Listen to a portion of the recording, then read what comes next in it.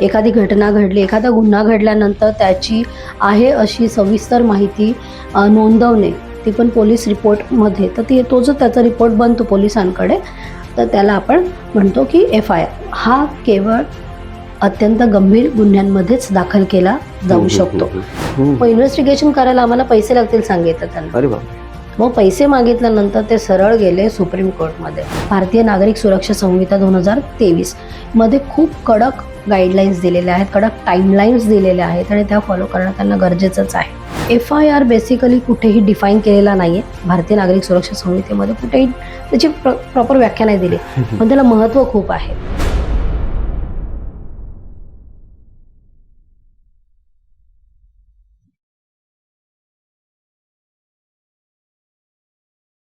नमस्कार, मी आहे प्रफुल्ल केदारे आणि आपण पाहत आहात आकाश गाथा प्रस्तुत विधिवत.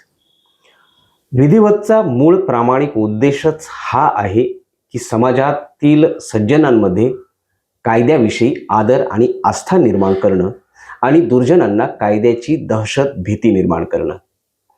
या कायद्याच्या तरतुदींमध्ये सगळ्यात आधी कोणाच्याही मानवी हक्कांचं किंवा नैसर्गिक हक्कांचं हनन होत असेल तर तक्रार करणं आणि त्यातून नंतर FIR अर्थातच फर्स्ट इन्फॉर्मेशन रिपोर्ट याला अत्यंत महत्त्व आहे. इथूनच गुन्ह्याच्या तपासाची मूळ सुरुवात होत असते आणि गुन्ह्याचा झालेला वृत्तांत नोंदणीकृत होत असतो. परंतु FIR नोंदवायला काही लोक घाबरतात, काही लोकांमध्ये त्याच्याबद्दल अज्ञान असतं, काही लोकांना माहिती नसल्यामुळे अनेक गुन्हे हे दडपले जातात किंवा न्यायालयापर्यंत पोहोचत नाही आणि वंचित किंवा उपेक्षित किंवा अन्यायग्रस्त व्यक्ती हा न्यायापासून कायम वंचित राहतो. अशा लोकांमध्येच FIRच्या निमित्तानं सजगता निर्माण करण्याचा आजचा आपल्या चौथा एपिसोडचा उद्देश आहे. आणि याच्यावर सखोल चर्चा करण्यासाठी, विस्तृत प्रकाश टाकण्यासाठी माझ्यासोबत पुन्हा एकदा आहे माझी मैत्रीण ॲडव्होकेट उज्ज्वला खाडे.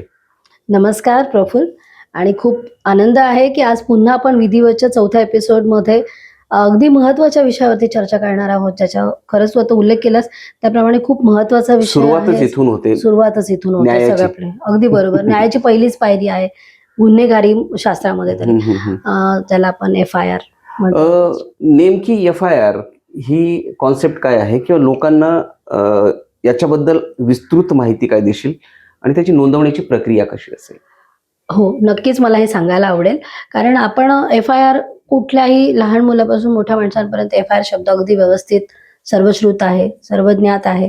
परंतु FIRच्या मागे जे काही आहे हे बऱ्यापैकी त्याच्यातली अर्धीच इन्फॉर्मेशन असल्यामुळे आपण ते समजून येतं की ह्या सगळ्या माहितीचा समाजामध्ये थोडासा अभाव आहे. त्यासाठी हा विषय आज खूप मला महत्त्वाचा वाटतोय. FIR म्हणजे जसं नमूद केलंस की फर्स्ट इन्फॉर्मेशन रिपोर्ट.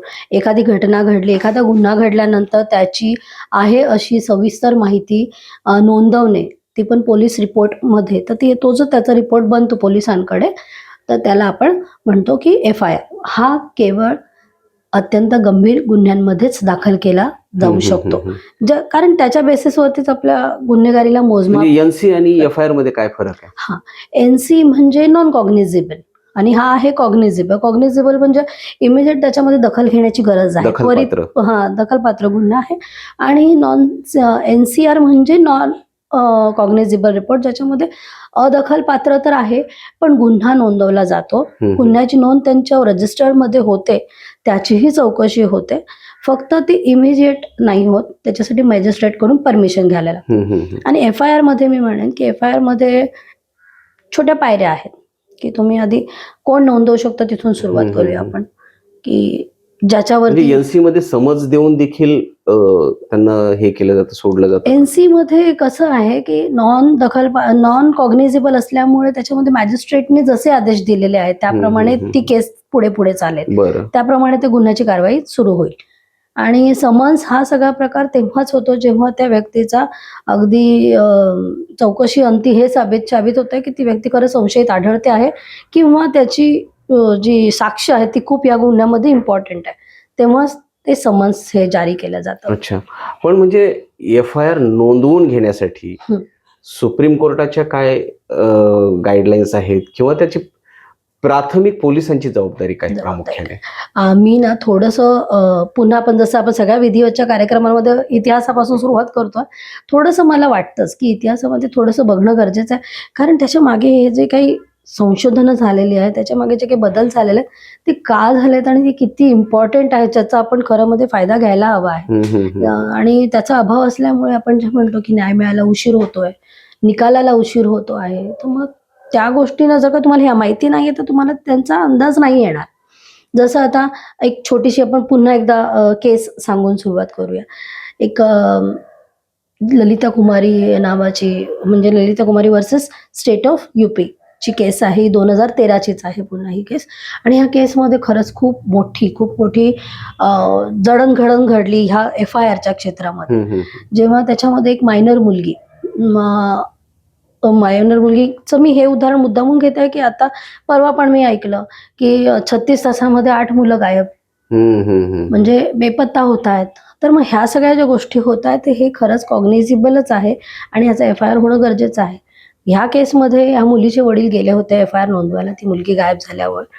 तर त्या पोलिसांनी FIR नोंदवायला नकार दिला. आता नकार दिल्यावरती आपण पुन्हा बोलतो की नकार का दिला, का असं होतं, ती गोष्ट नंतर. पण त्यावेळेला त्यांना माहिती होतं की ह्यांनी नकार दिलेला आहे तर मला ह्यांची कंप्लेंट सुप्रिंटेंडेंट ऑफ पोलीसकडे करणं गरजेचं आहे. ही तरतूद कायद्यामध्ये आहे, पण ही बऱ्याच लोकांना माहिती नसते. त्यावेळी त्या व्यक्तींनी केलं हे. 2013मध्ये ते गेले, त्यांनी त्यांची कंप्लेंट नोंदवली. सुप्रिंटेंडेंट ऑफ पोलीसने देखील त्यांची दखल न घेता डायरेक्टली पोलिसांना आदेश दिले की तुम्ही यांची FIR नोंदवा म्हणून. पोलिसांनी तेव्हाही नाही नोंदवली आणि सुप्रिंटेंडेंट पोलिसनी त्याच्यामध्ये काही केलं नाही. ते पुन्हा सुप्रीम कोर्टकडे नाही, मॅजिस्ट्रेटकडे गेले. मॅजिस्ट्रेटने सांगितलं, पोलिसांना आदेश दिले की तुम्ही ही FIR नोंदवून घ्या. त्यांनी FIR सांगितलं, नोंदवून घेतली. FIR नोंदवून घ्यायची, फक्त कागदोपत्री एंट्री करणं इथपर्यंतच त्यांचा हा काम होतं. तेवढंच त्यांनी केलं. आता पुढे इन्व्हेस्टिगेशन बघायला गेला, तो फॉलोअप बघायला गेला तर फॉलोअप काही नव्हता. मग इन्व्हेस्टिगेशन करायला आम्हाला पैसे लागतील सांगितलं त्यांना. अरे बापरे. मग पैसे मागितल्यानंतर ते सरळ गेले सुप्रीम कोर्टमध्ये. जसं आपल्याला माहिती आहे, संविधानातलं 32 कलम नंबर 32 आणि 226 हे आपल्याला एक रेमेडी म्हणून वापरलं जातं, ज्याला डॉक्टर बाबासाहेब आंबेडकर संविधानाचा आत्मा म्हणतात. बरोबर. या 2 कलमांना, ज्याच्यामध्ये आपण आपल्या अगदी महत्वाच्या हक्कांवरती रेमेडी मागू शकतो. तर त्या 32 कलमाअंतर्गत डायरेक्ट माझ्या मुलीची बॉडी मिळत नाहीये, माझी मुलगी मिळत नाही, तिला हजर करा, हाबेस कॉर्पस म्हणतात, त्याच्यावरती रिट मागायला गेले. ते सुप्रीम कोर्टने आदेश जारी केले. पण सुप्रीम कोर्टने आदेश नुसतेच जारी नाही केले, तर सुप्रीम कोर्टला हे वारंवार दिसल्यामुळे, त्या दरम्यान होणाऱ्या घटना जास्तीत जास्त दिसल्यामुळे त्याच्यावरती त्यांनी एक दखल पण घेतली की मल्लीमत कमिटी म्हणून नेमली. की हे आत्ताच नाही, हे होतंय, बऱ्याचदा फ्रिक्वेंटली दिसतंय हे आपल्या समाजात की FIR नाकारले जात आहेत नोंदवणं. मल्लीमत कमिटी जी छान त्यांनी स्थापन केली, त्या मल्लीमत कमिटीचा रिपोर्ट इतका भयानक होता की त्याच्यात सगळंच आढळतंय की बऱ्याच, म्हणजे जितके FIR नोंदवलेत त्याच्यापेक्षा जास्त गुन्हे हे नोंदवलेच गेलेले नाही, दडपले गेले. मुळात हेच आपल्याला बघायला मिळेल प्रकर्षाने की आपण बदलापूरचं जर प्रकरण पाहिलं, त्याच्यामध्ये हे FIR नोंदवायला जो प्रदीर्घ वेळ लागला, त्याच्यामुळे समाजात मोठा कलह निर्माण झाला. पोलीस प्रशासनावरचा ताण वाढला, बरोबर, आरोपींना मोकाट वेळ मिळाला. तर हे पोलिसांच्या ह्या निष्काळजीपणाच्या अशा अनेकदा प्रकरणं बघायला मिळतात. सर्वच पोलीस स्टेशनला असं होत असेल आपण असं म्हणू शकत नाही, पण ही सुरुवात जर अशा पद्धतीचं असेल तर मग न्याय मिळेल कसा?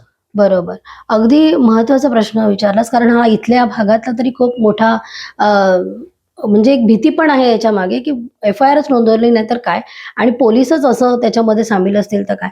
पण मला वाटतं बदलापूरच्या ह्याच्यामध्ये तर त्यांना सस्पेंड केलं गेलेलं आहे आणि ते खूप योग्य पाऊल उचललं गेलंय. कारण की कंडक्ट जो त्यांचा आहे, तो त्यांचं मेजर जे प्रायमरी ड्युटीज आहेत तोच त्यांनी परफॉर्म नाही केलेले आहेत, म्हणून तो करण्यात आला. जसं आपण म्हटलं त्या दिवशी पोक्सोच्या पण याच्यामध्ये की त्यांनी त्यांची वाटून दिलेल्या कर्तव्य आहेत, ती कर्तव्य त्यांनी पार पाडलीच पाहिजेत आणि ती नाही केली म्हणून त्यांना सस्पेंड करण्यात पण आलं. पण जे मल्लीमत कमिटीचं मी सांगत होते, पुन्हा आपण त्याच विषयावरती येतोय. कारण की मल्लीमत कमिटी एवढंच करून थांबली नाही, पण जसं आता तू म्हणालास की FIR नाहीच नोंदवलं तर मग पुढे काय, तर नाही नोंदवलं आणि असे काही घटना आढळल्या तर त्याच्यावरती कडक कारवाई करण्याचेही आदेश त्या कमिटीने रेकमेंड अच्छा. केले आणि त्या पोलिसांवरतीही कारवाई केली जाईल असंही त्याच्यामध्ये आलं. का नाही केले त्याची कारणंही मागितली गेली. मग ही एफ-आय-आर नोंदवल्यानंतर तपासाची काही कालमर्यादा आहे का? म्हणजे दोषारोप पत्र असेल किंवा चार्जशीट ज्याला म्हणतात, हो. त्याच्या संदर्भात पोलिसांना काय मार्गदर्शक सूचना आहे? आता हे एफ-आय-आर आपण म्हटलं की हे फक्त प्रायमरी रिपोर्ट होता. पण चार्जशीट ही त्याच्यानंतर इन्व्हेस्टिगेशन सुरू करतात आणि इन्व्हेस्टिगेशन नंतर 60 दिवस ते 90 दिवस पर्यंत ते चार्जशीट दाखल करू शकतात आणि BNSS जो आहे, भारतीय नागरिक सुरक्षा संहिता 2023 मध्ये खूप कडक गाईडलाईन्स दिलेल्या आहेत, कडक टाईमलाईन्स दिलेल्या आहेत आणि त्या फॉलो करणं त्यांना गरजेचंच आहे. आणि त्या अंतर्गत त्यांनी 60 दिवसांमध्ये दाखल करायचं आहे चार्जशीट. नाही दाखल करता आलं, त्यांना विलंब होणार असेल, कोर्टाचे आदेश घ्यायचे आहेत त्यांनी की आम्हाला थोडा अजून वेळ लागणार आहे, तोपर्यंत त्यांनी मॅक्झिमम 90 डेजमध्ये त्यांनी द्यायचं. पण नाही जर का त्या चार्जशीट ते प्रॉपर फॉर्म करू शकले, नाही देऊ शकले, तर मात्र आरोपीला बेल होऊ शकते.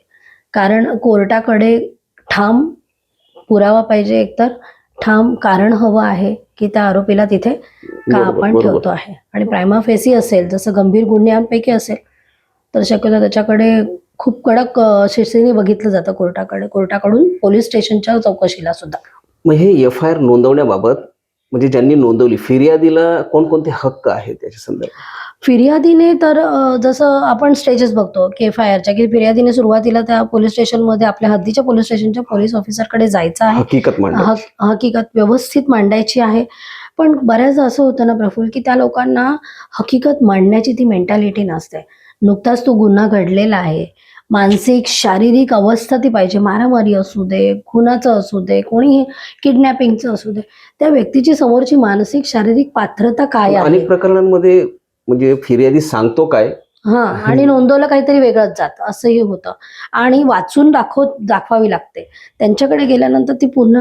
म्हणून मी नेहमी ना, जेव्हा पण माझ्याकडे कोणीही आलं ना सल्ल्यासाठी, मी नेहमी त्यांना असाच सल्ला देते की तुम्ही ना एका पेपरवरती लिहून घेऊन जा. अच्छा, घरी थांबा, लिहा. जे एफ-आय-आर जशी घटना घडली करण्याची पद्धत तोंडी किंवा लेखी असू तोंडी बरोबर. दोन्ही पद्धतीने आपण तर बोलतोच आहोत की होते.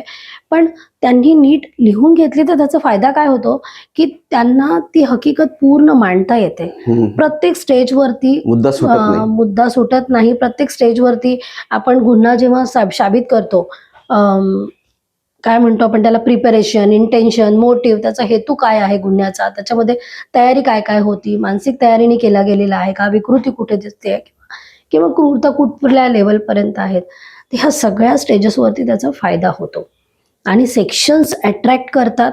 तो गुन्हा व्यवस्थितपणे नीट नोंदवला जाऊ शकतो. अच्छा, म्हणून त्यांनी पेपरवरती जर का एक पेपरवरती व्यवस्थित त्यांनी लिहून घेतली, वकिलांच्या सल्ल्याने केली तरी अजून उत्तम. कारण की एफ-आय-आर नीट नोंदवणं हे खूप इम्पॉर्टंट आहे. मग उज्ज्वला, एफ-आय-आर असा म्हणजे कोणाला अधिकार आहे की ते नोंदवू शकतात आणि कोणकोणत्या पद्धतीच्या माध्यमातून ते नोंदवू नोंदवू शकतात? शकतात, बरोबर. जेव्हा आपण एखादी घटना होताना पाहतो आहोत, आपणही नोंदवू शकतो. प्रत्यक्षदर्शी नोंदवू शकतो. जसं पीडित आहे, पीडिताने तर ती नोंदवायलाच हवी आहे. पीडिताच्या नातेवाईक नोंदवू शकतात. पण पीडिताच्याच साक्षीने पीडितांनी स्वतः नोंदवणं गरजेचंच असतं, कारण त्याचा जबाब तिथे पण इम्पॉर्टंट असतो. आणि बघणारे, ऐकणारे तिथे गुन्हा. त्याच्यानंतर पोलीस पण नोंदवताना आपण बघतो की रस्त्यात काहीतरी चाललेलं आहे, कोणीतरी कोणाचं पाकीट मारून पळतोय किंवा काहीतरी, पोलीस जातात, पकडतात. पाकीट नाही म्हणता येणार, म्हणजे छोटा गुन्हा झाला हा, NC म्हणता येईल त्याच्यासाठी. पण एखादी घटना घडते आहे आणि पोलिसांनी प्रत्यक्षदर्शी पाहिली असेल तर पोलीस देखील ती घटना नोंदवू शकतात एफ-आय-आर म्हणून. एफ-आय-आर हा त्यांच्या रजिस्ट्रेशनचा एक भाग आहे आणि तो केस डायरी म्हणून त्यांची जी असते त्याच्यामध्ये नोंदवला स्टेशन जातो, direct, police station police direct. स्टेशनची. आणि बऱ्याचशा प्रकरणांमध्ये एफ-आय-आर हा वेगळ्या वेगळ्या पद्धतीने देखील नोंदवला जाऊ शकतो. आता जसं मी म्हणाले की भारतीय नागरिक सुरक्षा संहितेमध्ये थोडेसे सुधारणा आणलेल्या आहेत. हे ह्याही आधी होत होतं, EFIR वगैरे. पण आता हे अमेंडमेंट न करता डायरेक्ट भारतीय नागरिक सुरक्षा संहितेमध्ये इन्क्लूड केले गेलेले आहे. एफ-आय-आर बेसिकली कुठेही डिफाईन केलेला नाहीये. भारतीय नागरिक सुरक्षा संहितेमध्ये कुठेही त्याची प्रॉपर व्याख्या नाही दिली, पण त्याला महत्व खूप आहे. अच्छा, ना, जसं आपण 0 एफ-आय-आर पण म्हणतो. 0 एफ-आय-आर म्हणजे काय, की आता समजा हे उल्हासनगर हे वेटरवाडी, पण त्याच्या हद्दीमध्ये कुठेतरी तो गुन्हा झालेला आहे, बॉर्डरवर झालेला आहे. पण मला उल्हासनगरचं पोलीस स्टेशन जवळ, मी तिथे जाऊन नोंदवते आहे गुन्हा. पण मी विठ्ठलवाडीला जात नाहीये, ते तपास मात्र तिकडे jurisdiction वर्ग करता येतो. हा, पण तपास इकडे होणार आहे. पण ह्यामध्ये पूर्वी तसं होतं की जिथे झालाय तिथे जाऊन नोंदवायचं आहे. आता तसं नाहीये. जिथे घटना झाली आणि आपण जिथे आहोत, जिथे आपल्याला जवळचं पोलीस स्टेशन, तिथे आपण नोंदवू शकतो गुन्हा. तर 0 FIR म्हणतात. तर आणि तो गुन्हा नोंदवल्यानंतर पुन्हा त्याची प्रायमरी इन्क्वायरी ती लोक करतात आणि ज्या ज्युरिस्डिक्शनचं आहे, ज्या हद्दीतलं ते घटना आहे, तिथे ते पुन्हा केस रेफर केली जाते आणि ती त्यांच्या फ्लोमध्ये येऊन जाते. तिला तिथला क्रमांक जो काही असतो तो मिळून जातो आणि मग त्याप्रमाणे पुढील इन्क्वायरी बाकीच्या FIR सारखी होऊन जाते. आणि हा झाला 0 FIR आणि EFIR एक आहे. EFIR मध्ये आपण डायरेक्ट वेबसाईटवरून, आपल्याला माहिती पोलीस सर्व्हिसचं जे वेबसाईट आहे, तर त्याच्यावरती जाऊन आपण EFIR मध्ये नोंदवू शकतो गुन्हा. फक्त त्याच्यामध्ये एक करावं लागतं की तो गुन्हा नोंदवल्यानंतर आपल्याला 3 दिवसाच्या आत पोलीस स्टेशनमध्ये जाऊन तो लेखी देऊन सही करावी लागते. पण FIR तिथे घेतला जातो डायरेक्ट. आपल्या कायद्यात आणि देशात महिलांना म्हणजे आस्थेचं प्राधान्य आहे, त्यामुळे महिलांना FIR नोंदवताना विशेष काही सवलती दिल्या जातात का? हो, त्या कायद्यानेच दिलेल्या आहेत आपल्याला की FIR नोंदवण्याची प्रोसिजर महिलांसाठी थोडी जास्त संवेदनशील करण्याची गरज आहे. असे जर का अगदीच ते गुन्हेच अशा स्वरूपांचे असतील, रेप आहे, त्याच्यामध्ये असॉल्ट आहे किंवा हिंसाचार आहे किंवा काही अशा गोष्टी आहेत की ज्याच्यामध्ये त्यांना गोपनीयता जास्त ठेवणं महत्त्वाचं वाटतं, तर तिथे त्यांना पोलीस ऑफिसर्सची हे दिली जाते, साथ दिली जाते. त्या घटनेच्या ठिकाणी जाऊन त्या महिलेची FIR नोंदवून घेऊ शकतात. तशी पण तरतूद करण्यात आली आहे. व्यवस्थित इन्फॉर्मेशन घेऊ शकतात, त्यांच्याशी बोलून वगैरे. असं जरुरी नाहीये की त्यांनी तिथे पोलीस स्टेशनमध्येच येऊन करायला पाहिजे. उज्ज्वला, तू बघते की अलीकडच्या काळामध्ये मानवी तस्करी असतील किंवा किडनॅपिंगच्या ज्या पद्धतीनं प्रकरणांमध्ये वाढ होते आहे, बरोबर. तर न्यायमूर्ती मल्लिमत यांच्या त्या शिफारसींची किती आवश्यकता, पुन्हा कठोरतेने अंमलबजावणी होण्याची गरज वाटते तुला? अगदी बरोबर. खूप महत्वाचा प्रश्न आहे हा. कारण की आपण पाहतो आहोत आता हे मायनरचं प्रकरणच होतं, जसं पण 2013चं आहे, पण त्याच्यामध्ये जे काही कमिटीने जे रेकमेंडेशन्स दिले ते अजूनही तितके प्रभावीपणे पाळले जात नाहीयेत किंवा आपण हे बघत नाहीये. जनतेने तितकं सतर्क राहणे गरजेचं आहे की ते निकष पूर्ण पाळले जात आहेत की नाही ते बघणं गरजेचं आहे. बरोबर आहे. जसं त्यामध्ये त्यांनी सांगितलं होतं की पूर्वी कसं व्हायचं की FIR नोंदवल्यानंतर 7 ते नोंदवायच्या आधी किंवा नोंदवल्यानंतर सुरुवातीला तुम्ही घटना जाऊन सांगितली की 7 ते 14 दिवसांमध्ये प्रिलिमिनरी इन्क्वायरी प्रकारचं व्हायचं आणि प्राथमिक चौकशी झाल्याच्या नंतर ती कितपत योग्य आहे, कितपत गंभीर आहे याची दखल घेऊन मग तो FIR नोंदवला जायचा. बरोबर बरोबर. आणि मग त्याच्यामुळे विलंब जसं लागला, आपण म्हटलं ते विलंबाचंच आवृत्तीवरतीच हा सगळा कमिटीचा घाट घातला होता. पण त्यामध्ये मग त्यांनी त्याच्यामध्ये खूप चांगली दखल घेतली आणि सांगितलं की आता जे FIR होतील त्याच्यामध्ये प्रिलिमिनरी इन्क्वायरी इम्पॉर्टंट नाहीये. शक्यतो जे इम्पॉर्टंट हे जे गंभीर गुन्हे आहेत, रेप आहे, मर्डर, किडनॅपिंग किंवा असॉल्टच्या ज्या केसेस आहेत या सगळ्या, आणि जसं लेस कम्पॅरेटिव्हली लेस सिरियस आहेत, कमी गंभीर आहेत, त्यांना आपण NCR नोंदवू शकतो. NCR मध्ये देखील इन्व्हेस्टिगेशन होणं गरजेचंच आहे. तिथेही मॅजिस्ट्रेटच्याच आदेशाने होणार आहेत. पण FIR ला त्यांनी नाकारता कामा नये. FIR कंपल्सरी करायचंच आहे. आणि समजा काही पोलिसांकडनं अशा बाबतीत निष्काळजीपणा होतो किंवा तू म्हणाले की नाकारलं जातं किंवा पळवाटा दाखवला जातात, अशा पोलिसांवर काय कारवाई होऊ शकते? हो, जसं आपण म्हटलं मगाशी, तर मी पुन्हा एकदा अपील करते जनतेला देखील की जेव्हा आपण FIR नोंदवायला जातो आहोत, एक व्यवस्थित शब्दांमध्ये ती मांडली जाते आहे का आपण हे बघूया. कारण तिथे जाऊन पुन्हा जो काही आपला आधीच जो काही गुन्ह्यामुळे सगळं हल्लेलं आहे आपलं जग, ते तिथे जाऊन पुन्हा त्यांच्या ताण जो येतो त्यांनी प्रश्न विचारल्यानंतर त्यामध्ये बऱ्याचशा गोष्टी सांगितल्या जातात, बऱ्याचशा वगळल्या जातात, त्यांच्या शब्दांमध्ये त्यांनी लिहिल्या जातात, आपले शब्द तिथे अचूकपणे मांडले जात नाहीत आणि छोट्या छोट्या वाक्यांमुळे काही जे इम्पॉर्टंट सेक्शन्स आहेत ते तिथे अट्रॅक्ट होत नाहीत त्या घटनेच्या त्या रिपोर्टवरती, जे झाल्यामुळे ते स्वरूप प्रॉपर येतं त्या गुन्ह्याला आणि त्याला व्यवस्थित शिक्षा देता येते. आणि मग ते महत्वाचं आहे. मी त्यांना पुन्हा अपील करेन की तुम्ही जाताना नीट मांडून घेऊन जा, हवं तर वकिलांची मदत घ्या. त्या गुन्ह्याची चांगली नोंदणी करण्यासाठी तुम्ही एका पेपरवरती जरी लिहून घेऊन गेलात आणि तुमची सही करून सबमिट केला, तर असं त्यांना उतरवणं भाग आहे की हे तुम्हाला म्हणायचं आहे. तुम्ही रिटर्नमध्ये देऊ शकता तुमची, जसं ओरल तोंडी सांगू शकता ते लिहून घेतात, तसं तुम्ही तुमची कंप्लेंट रिटर्नमध्ये देऊ शकता. तर त्यामुळेही खूप फायदा होऊ शकतो तुम्हाला. विलंब लावत असतील तर तुम्हाला तर आधी माहितीच आहे की मगाशी सांगितल्याप्रमाणे सुप्रिंटेंडेंट ऑफ पोलीसकडे तुम्ही जाऊ शकता. एक त्यांनी त्यांच्याकडे कंप्लेंट देऊ शकता की माझी FIR नोंदवली जाऊ शकत नाही. तिथे दखल नाही मिळाली, तुम्ही मॅजिस्ट्रेटकडे डायरेक्ट कंप्लेंट घेऊन जाऊ शकता गुन्ह्याची. मॅजिस्ट्रेटकडून एक वेगळी कायद्याची हे चालू होऊ शकते. ते डायरेक्ट पोलिसांना आदेश पण देऊ शकतात किंवा ते डायरेक्ट गुन्ह्यामध्ये तपासणी करायचे पण आदेश देऊ शकतात. FIR ची पण नोंदणी करू देऊ शकतात किंवा ते डायरेक्ट कायदेशीरपणे तपास स्वतः पण करू शकतात. इतके त्यांच्याकडे अधिकार आहेत. तर यांचा फायदा आपण घेणं खरंच खूप गरजेचं आहे. खरं तर अन्याय सहन करणारा हा अन्याय करणाऱ्यापेक्षा जास्त गुन्हेगार असतो. त्यामुळे अन्यायाविरोधात न्याय मागण्याची तुमची पहिलीच पायरी आहे ती FIR नोंदवणं. हो. त्यासाठी ती उज्ज्वलाने सांगितल्या पद्धतीनं ती निर्भयपणे मांडली गेली पाहिजे. त्याच्यानंतर तुमच्या सोबत त्याच्या संदर्भातले पुरावे असतील तर ते पोलिसांच्या निदर्शनास आणले पाहिजे. कमी शब्दात स्पष्ट भूमिका, स्पष्ट हकीकत मांडता आली पाहिजे. आणि या बाबतीत आवश्यकताच पडली तर उज्ज्वला खाडेसारख्या वकिलांची आपण मदत घेतली पाहिजे. आणि या सगळ्या गोष्टीमध्ये एक गुन्हेगारी मुक्त समाज निर्माण करायचा असेल, कायद्याच्या वरील ताण कमी करायचा असेल तर पोलिसांच्या अखत्यारीतला हा प्रश्न असताना अशा पीडितांना निर्भयपणे तक्रार मांडण्याचं वातावरण, आपुलकीचं एक वातावरण, विश्वासाचं वातावरण निर्माण करणं हे देखील समाजाचं, पोलिसांचं आणि पर्यायानं सरकारचं मला वाटतं नैतिक आणि कायदेशीर कर्तव्यच आहे. अगदी बरोबर. आपण आशा करूया की अशा पद्धतीनं येणाऱ्या काळामध्ये समाज निर्माण होईल आणि गुन्हेगारी मुक्त समाजामध्ये प्रत्येक नागरिकाला आपल्या व्यक्ती प्रतिष्ठेच्या अनुषंगाने जगता येईल. कारण प्रत्येक पायरी महत्वाचीच आहे कर्तव्याची. एक्झॅक्टली. उज्ज्वला, पुन्हा एकदा तुझं मनापासून आभार व्यक्त करतो की महत्वाच्या मुद्द्यावर आपण चर्चा केली आणि आमच्या प्रेक्षकांना तू स्पष्ट करून सांगितलंस. धन्यवाद. Thank you so much.